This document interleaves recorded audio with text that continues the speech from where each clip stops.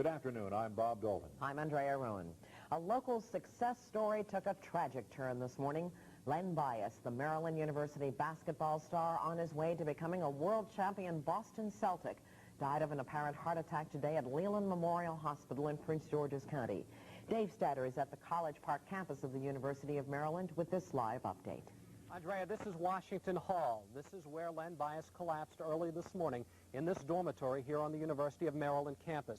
He was talking to some friends early this morning when he collapsed. Doctors say he died of a heart attack, cardiopulmonary arrest, but what that means or what caused that heart attack, we don't know. And at this point, we don't know what the real cause of death for this 22-year-old rising star of the Maryland basketball team and eventually the Boston Celtics. Bias was rushed to Leland Hospital early this morning by ambulance. Following him to the hospital were friends and relatives and fellow basketball players from the University of Maryland campus. A lot of people came from the nearby Adelphi community. Bias went to Northwestern High School not far from the hospital. Many of his friends showed up at the hospital, obviously very upset over this news and this latest turn and the end of this tragic career for the University of Maryland basketball star. From what we understand, CPR, cardiopulmonary resuscitation, was started right away as soon as Bias collapsed by some people that were with him in the room here at Washington Hall. And Prince George's County ambulance took him to the hospital, and Dr. Edward Wilson of Leland Hospital worked on Bias. At this point, it's cardiorespiratory arrest. It's now a coroner's case. The body will be sent to Baltimore. Further information will come out of that department. We don't know what caused the death.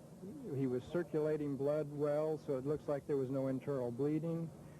So it had to be somewhere in the primary pump area, which is the heart, and that was the part that was not working.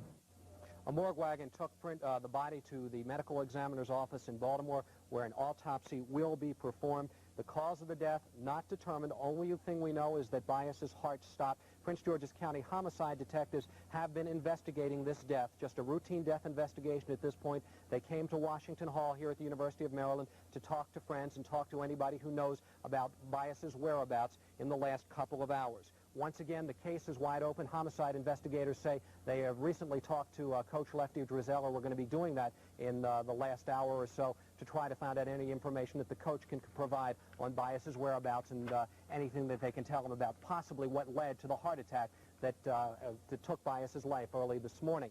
Now, Eyewitness News sports reporter James Brown has talked to some of the players on the Maryland basketball team and some of the people who were with Bias in the last couple hours of his life. From what we've been able to piece together so far is that Len Bias came back from Boston yesterday. He had been talking to reporters. He had a physical there from what we've been able to piece together. And he came back and he talked to a lot of his friends at University of Maryland here on the campus yesterday evening. We understand from these players and friends that Bias was somewhat frustrated and somewhat annoyed by all the press coverage and a lot of the questions he was being asked. Somewhere around 2 o'clock this morning, from what we've been told, Bias left his friends at the University of Maryland for about an hour or so and did not come back to the campus till shortly after 3.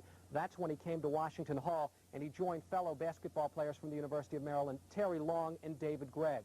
Those two players were with Bias this morning when he apparently collapsed. According to one of those two, Bias had a seizure of some sort. He stopped breathing, and one of those two players, Long or Gregg, we understand, performed CPR, cardiopulmonary resuscitation, to try to get Bias breathing again, his heart going. But, of course, that did not happen, and paramedics and doctors were unable to do so.